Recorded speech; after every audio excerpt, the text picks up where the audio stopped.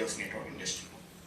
क्योंकि network industry में सबसे बड़ी बात जो कहा जाता है कि एक बहुत बड़ा एग्जांपल मैं आज आपके सामने रखूंगा, जो कुछ दिन पहले मैं एक ट्रेनर से सुना और उसके बाद जब इसके ऊपर और रिसर्च किया तो मुझे भी लगा कि yes, this is the one of the best example of the seriousness कि इंसान जब सीरियस होता है तो उसका काम करने का तरीका क्या होता है, और जब इंसान कोई सीरियसली किसी चीज को बिल्ड करता है तो उसका रिवॉर्ड क्या आता है, उसका सम्मान क्या आता है, उसको रिटर्न में क्या मिलता है। इसका सबसे बड़ा एग्जांपल हमारे हिंदुस्तान के अंदर बॉलीवुड की एक सबसे फेमस मूवी से मिलता है, जिस मूवी का नाम है कितने लोगों ने इस मूवी को देखे? मुझे पता है पुराने जितने भी लोग हैं वो सब लोग देखे। अच्छा, नाम कितने लोगों ने सुना है? नाम सभी लोगों ने सुना है क्योंकि इनका गाना भी बहुत फेमस था। आज की डेट में भी इसको बात करते हैं। ये बहुत फेमस मूवी था क्योंकि इस मूवी ने पूरी बॉलीवुड इंडस्ट्री की हिस्ट्री को बदल के रख दिया था। चलिए थोड़ा सा जानते हैं इसके बारे में। ये मूवी बनाया था मिस्टर के आसिफ ने, लाइव थोड़ा दौर के आसिफ ने इसको बनाया था, राइट। के आसिफ ने मुगले आजम को बनाया था। ये मूवी स्टार्ट हुआ था इन द ईयर ऑफ 1944 और ये रिलीज हुआ था 5 अगस्त 1960। 16 साल लगा था इस मूवी को बनाने के लिए, 16 इयर्स। दोस्तों सोचो एक इंसान की पैशन कितनी बड़ी है। के आसिफ ने अपनी जवानी का 16 साल, तब के जमाने में एक एक मूवी 3-4 साल में बन जाती थी और 16 साल उन्होंने लगाया सिर्फ एक मूवी के पीछे। और ये 16 साल उन्होंने डेडिकेटेडली सीरियसली इसको बिल्ड किया, इस मूवी को तैयार किया और विदाउट एनी पे आउट। क्योंकि जब मूवी बन रहा है तब तो पैसा नहीं आता, जब मूवी बन के रिलीज होता है पैसा तब आता है। यानी कि 16 साल विदाउट एनी पे आउट डेडिकेटेडली एक काम को करते हुए रहे। यहां पर अगर 16 महीना पे आउट ना मिले, 16 महीना तो छोड़ो, 16 दिन तो छोड़ो, 16 घंटे 9 तारीख से 10 तारीख हो जाए, अरे वेस्टिज बर्बाद हो गया, वेस्टिज का पास पैसा नहीं है, हमारा पैसा नहीं दे रहा है, हमारा लूट गया, सब बर्बाद हो गया, हम वेस्टिज छोड़ के चल रहे हैं दूसरे में। 16 घंटे अगर वेट हो जाए, 16 मिनट में फोन आ जाता है, सर 9 बज गया अभी तक मैसेज क्यों नहीं आया? 9 तारीख 9 बजे मेरे पास फोन आ जाते हैं, सर 9 बजे गया अभी तक फोन किया, मैसेज क्यों नहीं आया? 16 मिनट वेट नहीं कर सकते। और इसने 16 साल इंतजार किया यार, 16 साल विदाउट एनी पे आउट। के आसिफ बहुत शौकीन इंसान थे, सिगार पीते थे। मूवी को बनाते बनाते हालत ऐसा हो गया कि इनको अपना सब संपत्ति बेचना पड़ा, इनका घर तक बंधक पड़ गया और लोगों से बीड़ी और पान मांग मांग के पीते थे क्योंकि सिगार पीने का भी पैसा नहीं था। इंसान अपने आप को बर्बाद कर दिया था सिर्फ एक मूवी के लिए। 16 साल लगाया। और जब सीरियसली डेडिकेटेडली कोई काम करते हो ना तो उसका रिवॉर्ड भी बहुत शानदार होता है। इस मूवी को बनाने के लिए खर्चा हुआ था 1.5 crore. I am talking about the 1944। तब के जमाने में अंग्रेज का जमाना था, हिंदुस्तान आजाद भी नहीं हुआ था, चूस रहे थे अंग्रेज हमें। सोचो कितना डिफिकल्टीज था, ना कोई टेक्निकल ये था, ना कोई टेक्निकल सपोर्ट था, ना ये टेक्नोलॉजी इतना डेवलप हुआ था, हालत खराब था। और उस टाइम पे 1.5 करोड़ लाया गया था इस मूवी को बनाने के लिए। बर्बाद हो चुके थे अपने आप को सिर्फ एक मूवी को बनाने के लिए। लेकिन कहा जाता है ना, डेडिकेटेडली कोई चीज को बनाते हो तो उसका रिवॉर्ड बहुत शानदार होता है। और ये मूवी जब रिलीज हुआ 1 साल के अंदर बॉक्स ऑफिस में इसने 11 करोड़ का रेवेन्यू जनरेट किया। 11 करोड़ सिर्फ 1 साल के अंदर। उसके बाद ये मूवी तो कंटिन्यूअस चलता हुआ गया। मुंबई की एक हॉल में 15 साल लगातार ये मूवी चला। 15 साल तक 15 साल तक चेंज करने की जरूरत नहीं पड़ी। फिर जाके 1994 में इसका जो मूवी जब रिलीज हुआ था तब एक गाना कलर में हुआ था, बाकी पूरा ब्लैक एंड व्हाइट में। 1994 में जाके फिर से इसको टेक्निकलर किया गया, पूरा कलरिंग करवाया गया, फिर से हॉल पे लगा, फिर रेवेन्यू जनरेट किया। यानी कि एक चीज अगर आप कठिनाई से बनाते हो तो उसका रिवॉर्ड जिंदगी भर 100 पुस्तों तक आता हुआ जाएगा। इसका सबसे बड़ा एग्जांपल है ये मुगले आजम।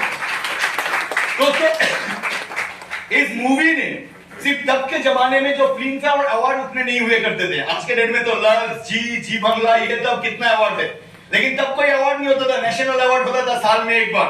और उस नेशनल अवार्ड के अंदर इसने एक national award, 3 film fair award, 8 other category award, total 14 award इसने जीता था इस मूवी ने। दोस्तों ये मूवी जो कि एक पूरा का पूरा काल्पनिक घटना है, जिसमें सत्यता के साथ, हिस्ट्री के साथ कोई रिलेशन नहीं है, टोटली काल्पनिक है, लेकिन बनाने वाले ने इस तरीके से बनाया कि लोगों को बिलीव है ये घटना सच है।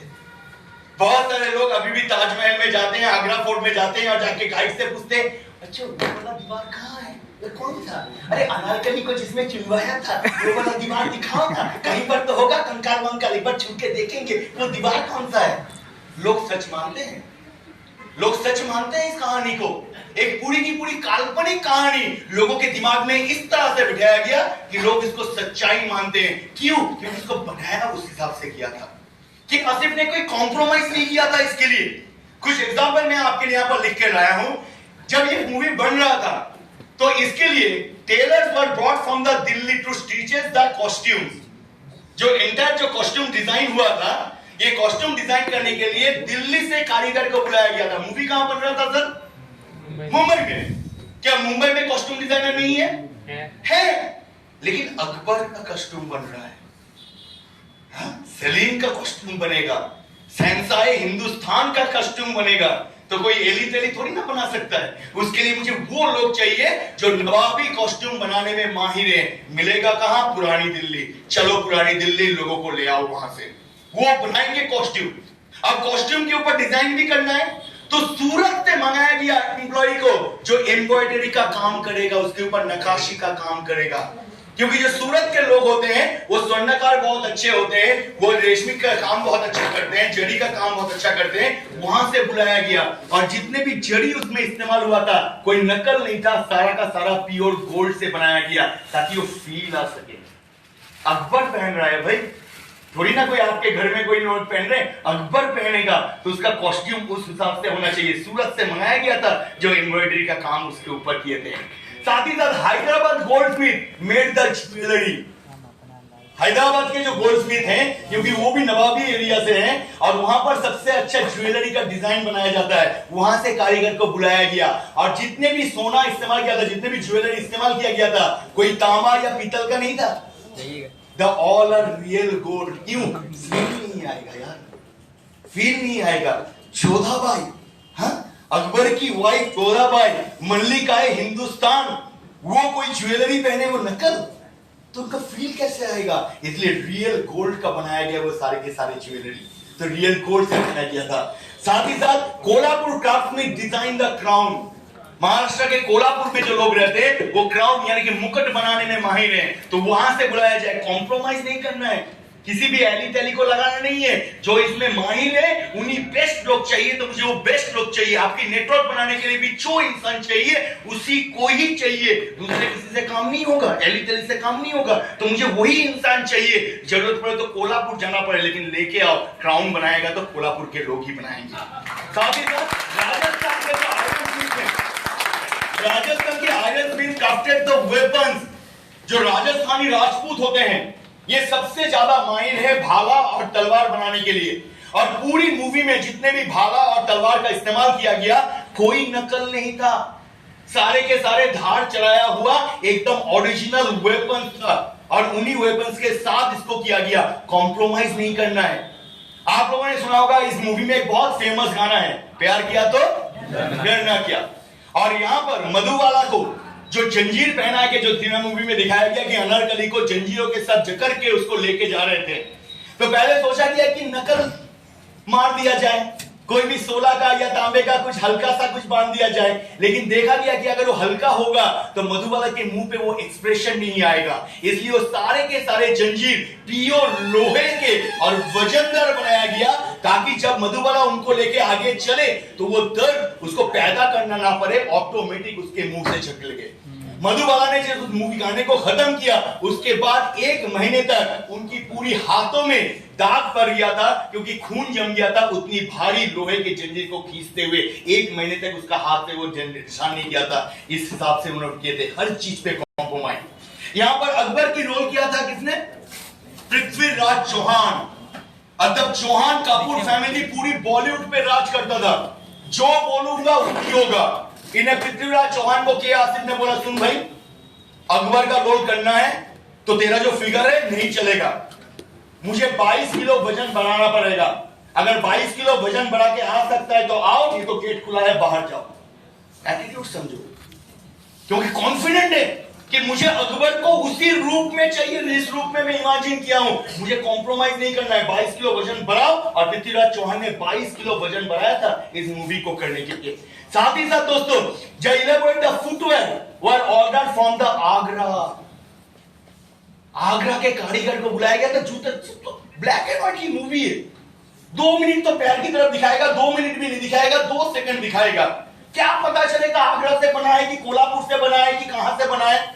लेकिन जब अकबर पहनेगा उस शूज को, उस जूते को, तो फील आएगा कि आगरा के नवाबी खानदानों से बनाया हुआ जूता मैं इस्तेमाल कर रहा हूं। वो फील लाने के लिए कॉम्प्रोमाइज नहीं किया। जब ये मूवी रिलीज हुआ था 6 अगस्त 8 अगस्त 1960, जो मूवी के रील्स थे, क्योंकि तब तो ऐसे नहीं होते थे, तो रील्स आते थे और प्रोजेक्टर स्क्रीन में उसको चलाया जाता था। तो जो रील्स लाया गया था मूवी को रिलीज करने के लिए, 4 हाथियों के पीठ पे लाद के लाया गया था। क्यों? फील आएगा यार, नहीं तो फील नहीं आएगा। इतना बड़ा फील आना चाहिए, इस फील के लिए उन्होंने किया।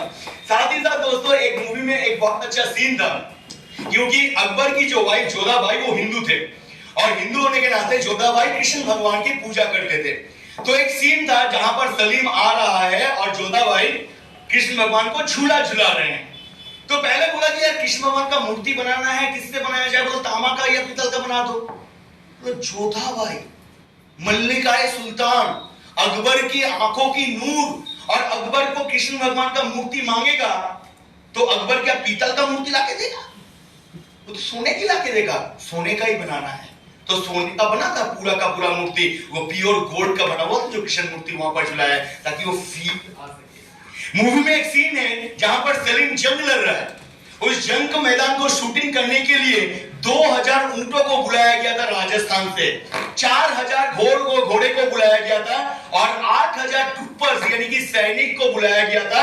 और वो ट्रूपर्स रियल में सैनिक लगे, इसलिए उस 8000 सैनिक को इंडियन आर्मी से हायर किया गया था। सोचो, जब सीरियसली कोई काम करता है हर चीज के ऊपर ध्यान देते, और जब आप सीरियस हो जाते हो ना, आपका नेटवर्क भी सीरियस हो जाता है। क्योंकि इसमें जो मूवी में जो गाने के जो डायरेक्शन दिए थे नौशाद साहब ने दिए थे, राइट। और ये जो प्यार किया तो डरना किया, ये गाना टोटल 105 बार लिखाए थे नौशाद साहब ने। जो गाना लिख के ला रहा है, एक बार मजा नहीं है, दूसरा बार लिख के फिर लिख के लाया, मजा नहीं है, और लिख के ला, सर ये वाला पसंद नहीं, और कुछ दे। 105 बार में जब लाया ये गाना, बोला हाँ ये गाना चाहिए, बोलो पहले बता देते 105 बार मेहनत क्यों कर रहा है? बोलो कि आसिफ अगर मूवी को बनाने के लिए कॉम्प्रोमाइज नहीं कर रहा है तो उस मूवी के गाने के ऊपर कॉम्प्रोमाइज मैं क्यों करूं? मैं भी कॉम्प्रोमाइज नहीं करूंगा। जब आप सीरियस हो जाते हो, आपका नेटवर्क, आपका एसोसिएट, सारे लोग सीरियस हो जाते हैं। मजाक कोई नहीं करता, जो इस मूवी के अंदर हुआ। इस मूवी के अंदर जो प्यार किया तो डरना किया, इसको बनाने के लिए शीश महल का सेट बनाया गया था।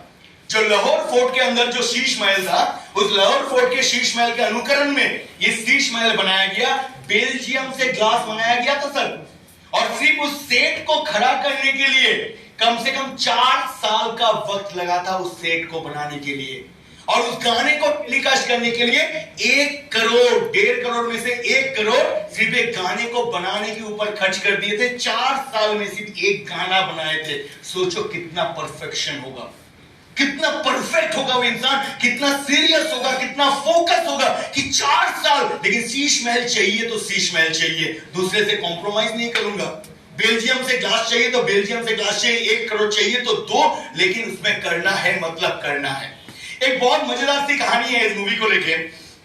एक मूवी में एक सीन था कि जहां पर सलीम जंग लड़के वापस आ रहे हैं, और जोधाबाई कृष्ण भगवान का पूजा कर रहे हैं, और अकबर यानी कि पृथ्वीराज चौहान अपना सभा में बैठे हुए हैं, और सभा में बैठ के गाना सुन रहे हैं। अब अकबर की राजसभा में गाना कौन गाता था? तानसेन, जिसकी आवाज से मेघ भी प्रसाद होने के लिए मजबूर हो जाते थे, मोर भी नाचने लगते थे, ऐसा गले का काम था तानसेन।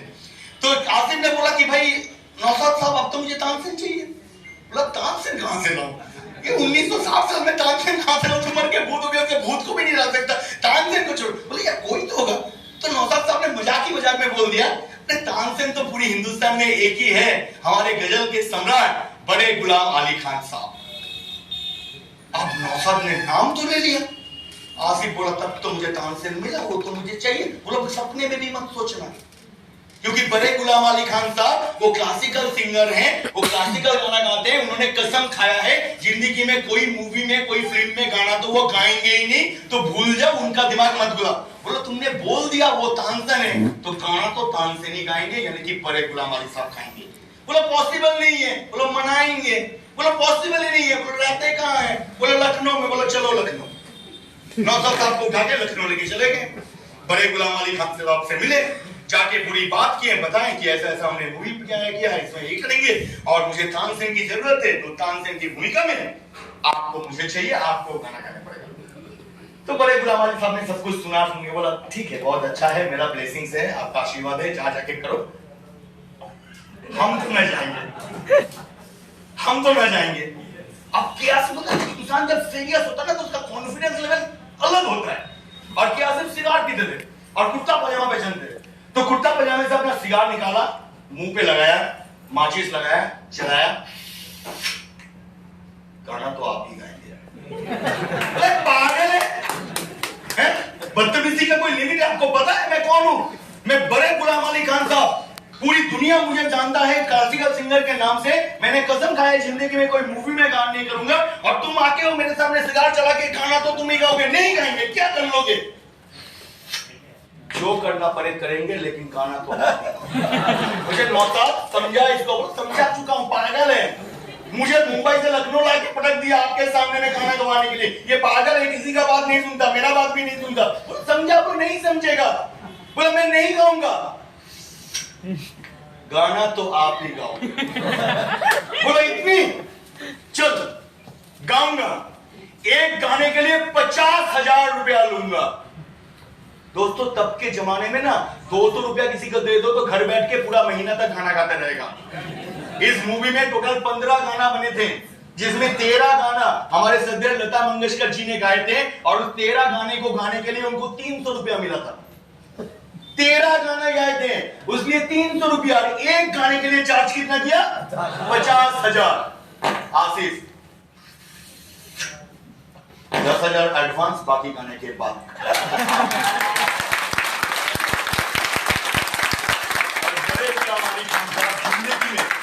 एक ही मूवी में गाना गाए थे, और शर्म के मारे कि एक गाने के लिए 50,000 लूंगा, यार कुछ तो लगता है।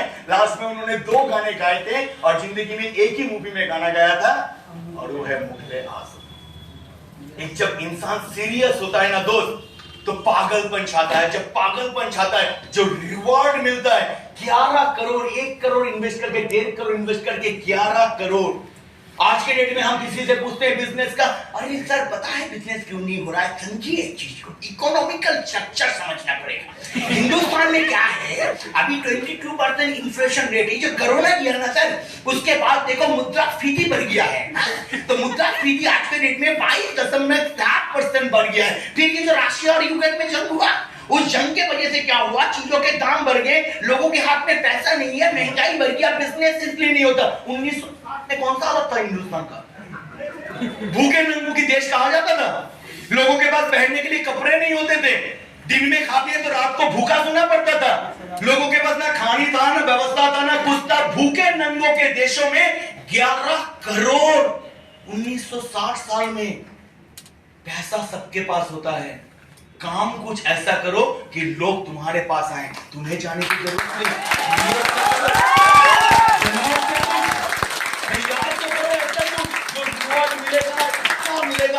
मिलेगा यार, समझ नहीं पाओगे।